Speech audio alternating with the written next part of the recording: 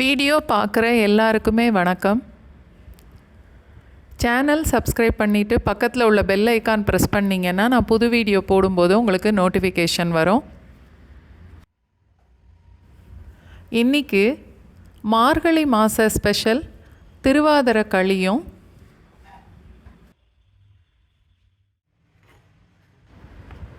Thiruvathira special கூட்டு 7 இல்லை 9, 11ன்னு நாட்டு காய் சேர்த்து இந்த மாதிரி ஒரு கூட்டு செய்வாங்க. அந்த கூட்டும் திருவாதிர களியும் இன்றைக்கி நம்ம செய்து பார்க்கலாம். ஃபஸ்ட்டு களி செய்யலாம். களி செய்கிறதுக்கு 1 கப் அளவுக்கு பச்சரிசி. இன்றைக்கி நான் எடுத்திருக்க கப்போட அளவு 240 ml.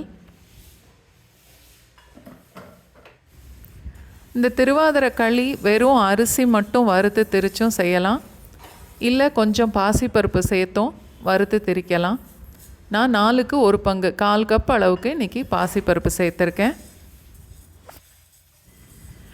எண்ணெயே இல்லாமல் இந்த அரிசியும் பருப்பையும் சேர்த்து வறுக்கணும். அடுப்பை மீடியம் ஃப்ளேம்லேயே வச்சுட்டு வறுக்கணும். அப்போ தான் ஒரே மாதிரியாக வறுப்படும். ஒரு 4-5 நிமிஷம் வறுத்ததுக்கப்புறம் அரிசி நல்ல வெள்ளையாக இந்த மாதிரி வறுபட்டு வந்துடும். பருப்பு கொஞ்சம் கோல்டன் கலரில் மாறிடும். இப்போது ஒரு தட்டில் கொட்டி ஆற விட்டுறலாம்.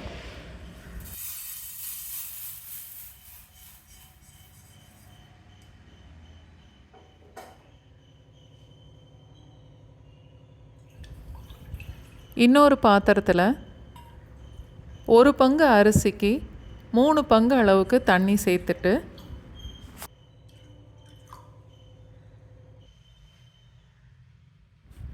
நான் 1 கப் அளவுக்கு வெல்லம் சேர்க்குறேன். 1.25 கப்பு வரைக்கும் கூட சேர்க்கலாம்.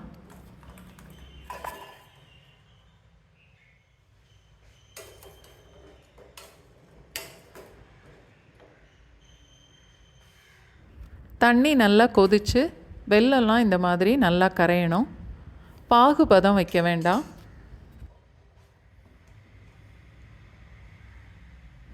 இப்போது இந்த பேனில் 2 டேபிள் ஸ்பூன் அளவுக்கு நெய் சேர்த்துட்டு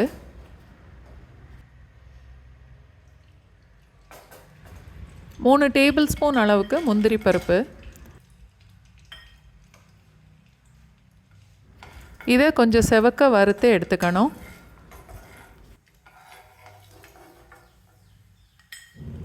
இந்த அளவுக்கு செவந்தா போதும். முந்திரி பருப்பை மட்டும் அரித்து எடுத்துட்டு நெய் அந்த பேன்லேயே இருக்கட்டும்.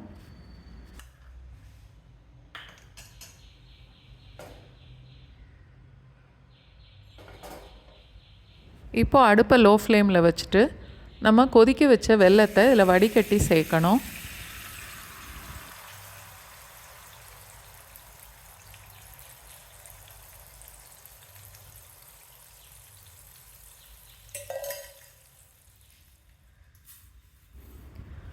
வறுத்து வச்ச அரிசியும் பருப்பும் மிக்சியில் போட்டு திரித்து எடுத்துக்கணும். ரொம்ப நைஸாக திரிக்கக்கூடாது. ரவை மாதிரி திரிச்சா போதும்.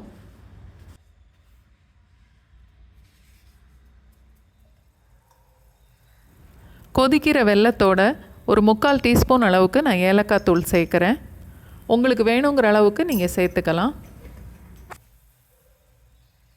இப்போது நம்ம திரித்து வச்சுருந்த அரிசியை கொஞ்சம் கொஞ்சமாக இந்த வெல்லத்தோடு சேர்த்து கலந்துகிட்டே வரணும். இந்த வெல்லம் கொதிக்கும்போது அதுலேயே கொஞ்சம் நெய் இருக்குது. அதோட நம்ம அரிசியும் பருப்பும் லோ ஃப்ளேமில் வச்சுட்டு நல்லா வறுத்து திரிச்சிட்டா கட்டியே விழாது. அரிசி நல்லா வறுக்கலைன்னா களி பிசு பிசுன்னு இருக்கும். இப்போ மறுபடியும் அடுப்பை லோ ஃப்ளேமுக்கு மாற்றிட்டு விடாமல் கிளறிக்கிட்டே இருக்கணும்.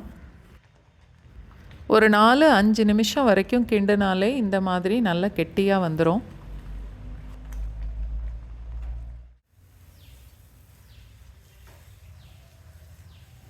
இந்த மாதிரி கெட்டியாக வந்ததுக்கப்புறம் நம்ம வறுத்து வச்சுருந்த முந்திரி பருப்பை இப்போ சேர்த்துடலாம்.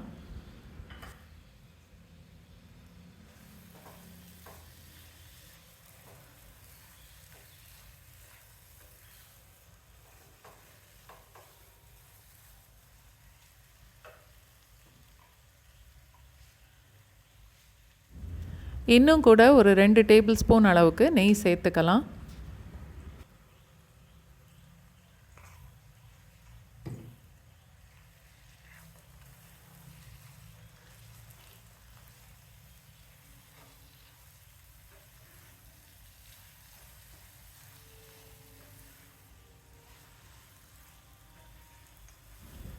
அடுப்பை லோ ஃப்ளேம்லேயே வச்சுட்டு ஒரு 7-8 நிமிஷம் வரைக்கும் கிண்டுனா களி ரெடி ஆயிரும். கொஞ்சம் தண்ணியாகவும் இருக்கக்கூடாது, உதிரியாகவும் இருக்கக்கூடாது. இது மாதிரி நல்ல கெட்டியாக இருக்கணும். திருவாதிரை களி ரெடி ஆயிருச்சு. அடுத்து திருவாதிரை கூட்டு செய்யலாம். சிவப்பு பூசணிக்காய் இந்த மாதிரி பெரிய துண்டாக வெட்டி எடுத்திருக்கேன். அடுத்து அவரைக்காய் 3-4 கிள்ளி எடுத்திருக்கேன். ரெண்டுமே 1 கப் அளவுக்கு இருக்குது. கத்திரிக்காய் அதுவும் இந்த மாதிரி பெரிய துண்டாக வெட்டி எடுத்துக்கணும். ஒரு மீடியம் சைஸ் வாழைக்காய் அதுவும் இது மாதிரி பெருசாக வெட்டி எடுத்திருக்கேன். அடுத்தது ஒரு மீடியம் சைஸில் சக்கரவள்ளி கிழங்கு, சீனி கிழங்குன்னு கூட சொல்லுவாங்க. இது சிறு கிழங்கு. இது சேனக்கிழங்கு. ஒரு காயுமே 1 கப்புலேருந்து 1.25 கப்புக்குள்ளே இருக்கும். ஒரு சின்ன எலுமிச்சம்பழம் சைஸ் புளி, அது கொஞ்சம் நேரம் தண்ணியில் ஊற போடலாம்.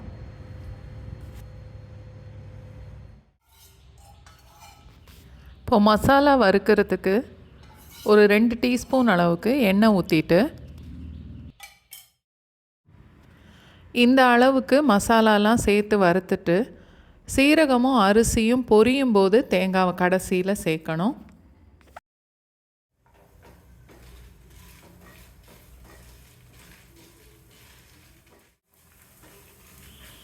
மசாலா இந்த அளவுக்கு வறுபட்டதுக்கப்புறம் இப்போது அதில் தேங்காவை சேர்த்து வறுக்கணும்.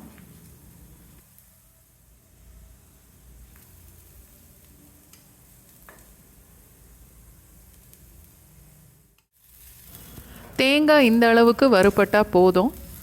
ஆற வச்சு மிக்சியில் நல்லா நைஸாக அரைச்சி எடுத்துக்கணும். நான் இன்றைக்கி மண் சட்டியில் சமைக்கிறேன். மண் சட்டி இல்லைன்னா நல்லா அடிகனமான பாத்திரமாக எடுத்துக்கணும்.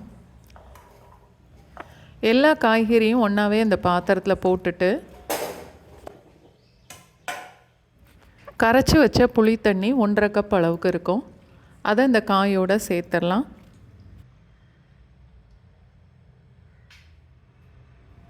தேவையான அளவுக்கு உப்பும் சேர்த்துட்டு இன்னும் 1 கப் அளவு கூட தண்ணி சேர்த்துட்டு இந்த காயெல்லாம் இந்த புளி உப்போடு சேர்ந்தே வேக விடணும்.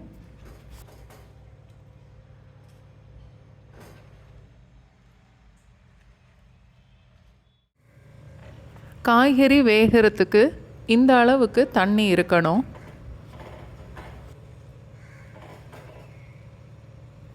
ஃபுல்லாக மூட வேண்டாம்.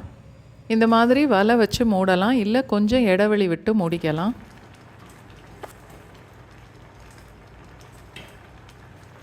அடுப்பு மீடியம் ஃப்ளேமை விட கூட கொஞ்சம் கூடவே வச்சுருக்கேன். மேலே உள்ள காய்கறி எல்லாம் அந்த புளி தண்ணியில் நல்லா வேகணும். அதனால் அடியோட இந்த மாதிரி ஒரு 2-3 வாட்டி கலந்து விட்டுக்கணும்.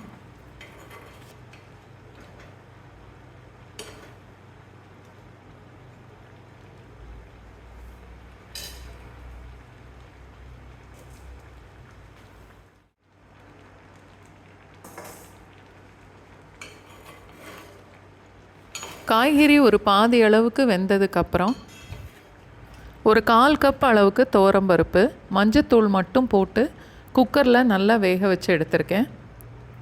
அதை இந்த வேகிற காய்கறியோடு சேர்த்துடலாம். வறுத்து அரைச்ச மசாலா அதையும் இப்போ சேர்த்துடணும்.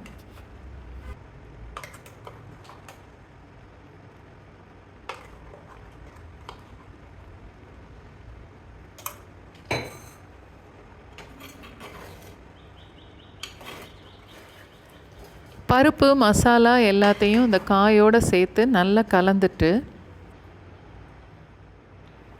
டேஸ்ட்டு பார்த்துட்டு உப்பு வேணும்னா கூட சேர்த்துக்கலாம்.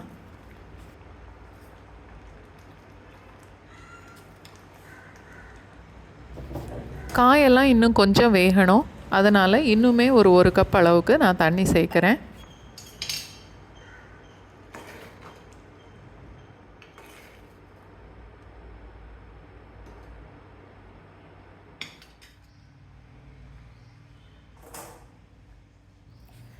காயெல்லாம் நல்லா வெந்து கூட்டு இந்த மாதிரி வரணும். இது ஆறுனதுக்கப்புறம் இன்னுமே கொஞ்சம் கெட்டியாகும். தாளிக்கிறதுக்கு நான் 2 டேபிள் ஸ்பூன் அளவுக்கு இன்றைக்கி தேங்காய் எண்ணெய் சேர்த்துருக்கேன். எந்த எண்ணெயில் வேணும்னாலும் தாளிக்கலாம். 1.5 டீஸ்பூன் அளவுக்கு கடுகு, 1.5 டீஸ்பூன் அளவுக்கு உளுந்தம்பருப்பு, நல்லா நிறையாவே கருவேப்பிலை, 1/2 டீஸ்பூன்லேருந்து 3/4 டீஸ்பூன் வரைக்கும் பெருங்காயத்தூள்,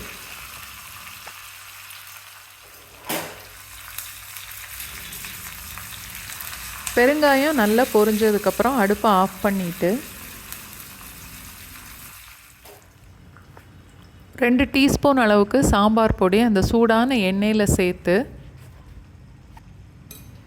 நல்லா கலந்துட்டு இந்த காய்கறி கூட்டோட இதையும் சேர்த்துடலாம்.